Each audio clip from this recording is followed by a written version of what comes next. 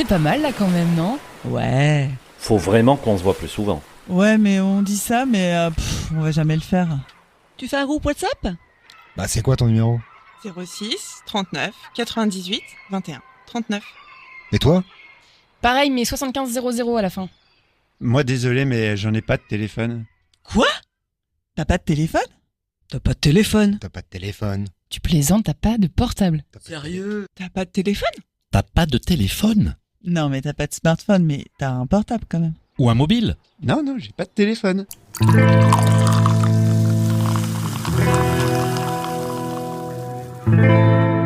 La vie sans mobile. Un podcast sur la déconnexion par Olivier Descamps.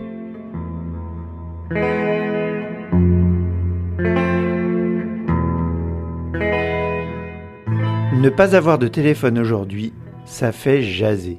T'as pas de téléphone? Il y a toujours un moment où on vous demande un 06. Où vous devez expliquer que non, on ne peut pas vous envoyer un SMS quand le livre est arrivé. Non, c'est maintenant qu'il faut se mettre d'accord pour le rendez-vous de l'après-midi, au dernier moment, ça va pas coller. Non, s'il faut un smartphone pour la carte de fidélité du magasin de bricolage, on va se débrouiller sans. C'est comme ça. Parfois agaçant, mais j'ai pas de mobile. J'assume. En règle générale, le problème c'est que l'histoire ne s'arrête pas là. Non seulement tu payes ta perceuse 3 fois plus cher que tout le monde, mais en plus, il faut te justifier. Pour quelqu'un qui possède un téléphone, c'est-à-dire plus ou moins tout le monde si ce n'est mon arrière-grand-mère, ne pas avoir de téléphone, ce n'est pas normal.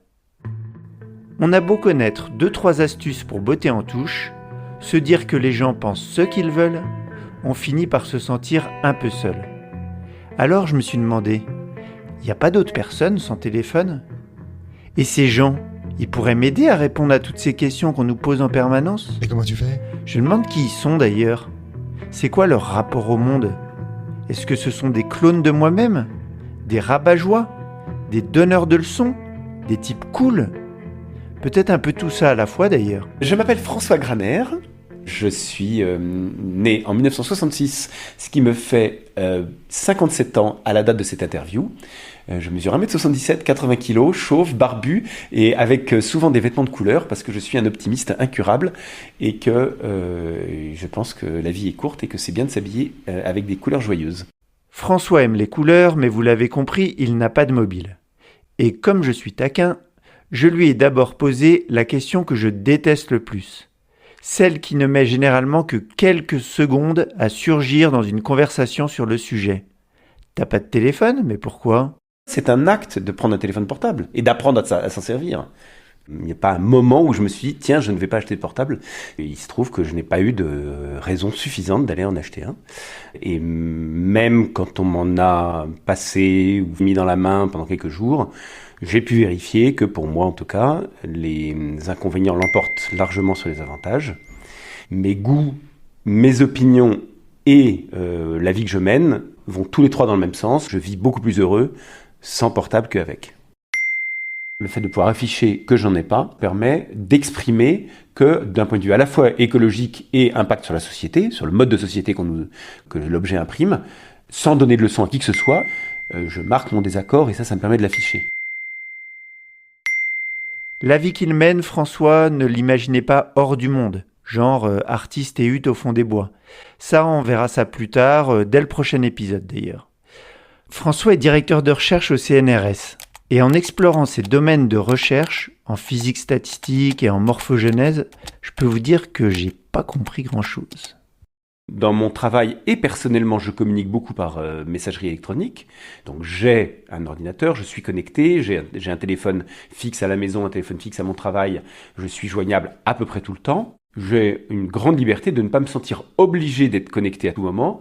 Si j'avais un téléphone, je ne saurais pas décrocher. Je fais partie des gens qui seraient addicts. C'est qu'en me mettant des limites volontairement, je résiste un petit peu à la tentation. Déjà, je vois le messagerie électronique un peu comme une chaîne. Pour moi, rajouter un téléphone serait vraiment un boulet et me permettrait pas de faire autant de choses que je fais actuellement. J'ai en permanence plusieurs pistes de recherche en parallèle, à des stades de maturation différents. Et donc tout ça fait que chacune résonne sur des temps longs. Et une des choses qu'il faut que j'ai, c'est un esprit prêt à saisir les idées au passage.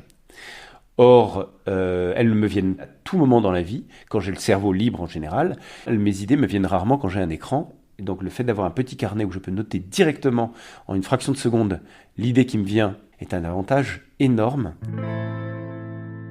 Alors ça fait pas mal écho chez moi. Et peut-être chez tous les gens qui travaillent sur écran d'ailleurs.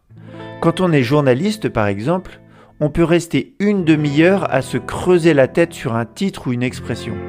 Il suffit qu'on se lève, qu'on aille boire un coup ou faire une roulade dans le jardin et là, les choses arrivent sans qu'on s'en rende compte. Pareil dans la vraie vie. On a besoin de ces moments de déconnexion. C'est une évidence. Et même de longs moments de déconnexion. De mon côté, c'est au moment des vacances que je suis ravi de ne pas avoir de mobile. Partir marcher ou faire du vélo hors du temps, en s'autorisant à oublier l'actualité, à oublier les dossiers qui nous attendent sur le bureau, à oublier le rendez-vous à prendre chez le coiffeur et le mail à écrire au syndic de copropriété. Le bonheur, quoi. Les vacances, François et moi, on les voit un peu de la même manière. Les vacances commencent quand je mets un sac à dos. C'est-à-dire que je peux faire ce que je veux, que je suis autonome. En général, c'est pour voir des gens, pour moi c'est la rencontre, les vacances, mais j'aime aussi beaucoup souvent la solitude ou les petits groupes et j'aime beaucoup marcher.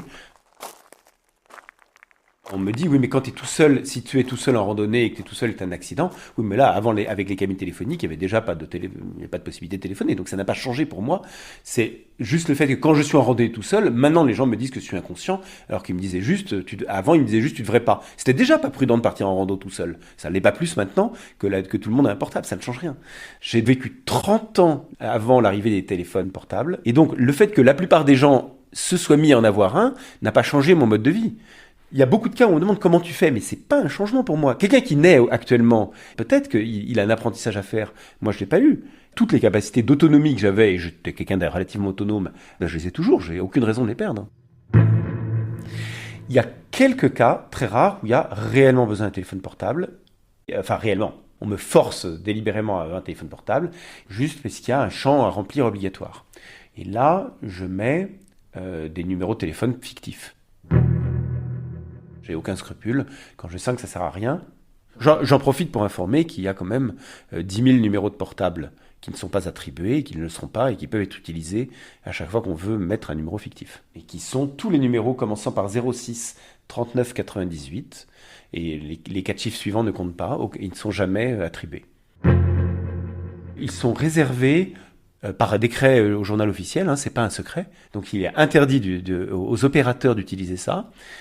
Parce qu'ils doivent être utilisés par exemple pour le cinéma ou les pièces ou les œuvres de fiction et aussi il y a d'autres usages qui sont listés au journal officiel dont je ne me rappelle plus, mais enfin moi j'ai retenu celui des œuvres de fiction parce que ça m'amuse bien de me dire que peut-être quand je donne un de ces numéros là à un opérateur sur une application, eh bien je suis en train de donner un numéro qui est apparu dans un bouquin ou dans une pièce de théâtre. Ça sonne, je vous mets sur haut-parleur. C'est à vous.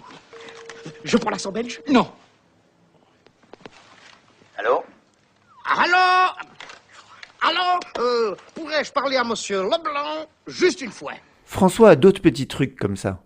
Il m'apprend par exemple que sa banque s'assied sur la directive européenne qui oblige à détenir un mobile quand on veut payer en ligne.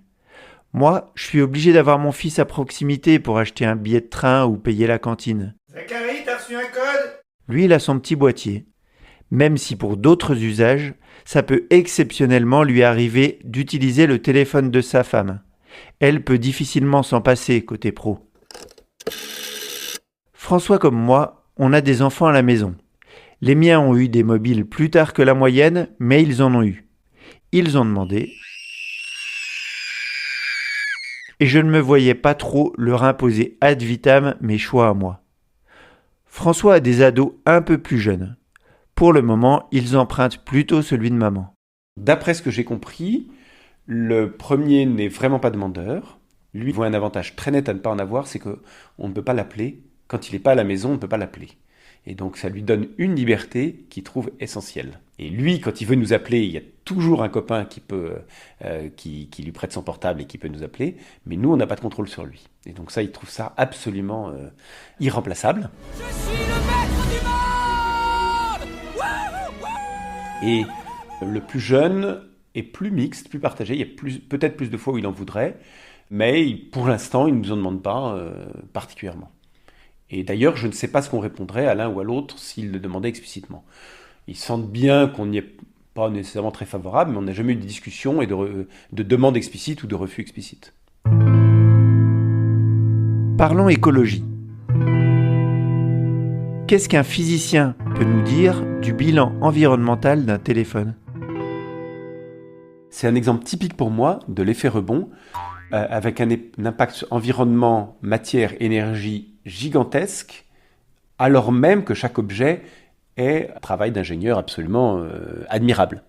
Donc c'est un contre-exemple parfait à tout ce qu'on nous dit sur « Ah oui, mais la recherche et la technologie vont nous permettre d'améliorer l'efficacité et donc d'avoir une croissance verte. » Voilà, c'est le contre-exemple qui démontre l'inanité de la notion de croissance verte. Je ne voulais pas préciser, mais j'ai été journaliste environnement durant 15 ans. Et si j'ai tout plaqué il y a environ 1 an, ce n'est pas sans lien avec cette petite musique qui sonne faux et a fini par m'abîmer les oreilles. Ne vous inquiétez pas, on va innover, tout va bien se passer. Dans quel monde vit-on, comme disait Tata Yvonne ? Quand je suis dans le métro ou dans un transport en commun et que je vois tout le monde le nez sur son ordiphone, je pense que l'impact social, il est évident. Alors, je ne dis pas que, comme certains, c'est dommage, avant les gens lisaient et maintenant ils lisent plus parce qu'ils sont sur leur écran. C'est pas vrai, d'abord parce que beaucoup de gens lisent sur leur écran et qu'en plus, avant, beaucoup de gens faisaient la tête dans le métro et c'est tout, ils lisaient pas. C'était déjà un acte militant de lire dans le métro, mais c'est sûr que ça allait, lire du papier, un livre ou un journal actuellement, ça l'est encore plus. Je sais très bien que beaucoup de gens, quand je regarde par-dessus leur épaule, beaucoup font des jeux absolument stupides pour meubler le temps, beaucoup lisent des choses religieuses ou spirituelles ou autres, beaucoup aussi lisent de la littérature, donc il y a un peu de tout, c'est quand même très très varié. Simplement le type de société dans lequel chacun est sur son écran et chacun a ses écouteurs, ça casse quand même toute possibilité de conversation qui était déjà limitée dans les transports en commun et qui là maintenant est complètement disparu. Mais c'est beaucoup plus général que ça. Quand je dis une société rivée à ses écrans, je me focalise sur le métro parce que c'est là où on est densément les uns contre les autres.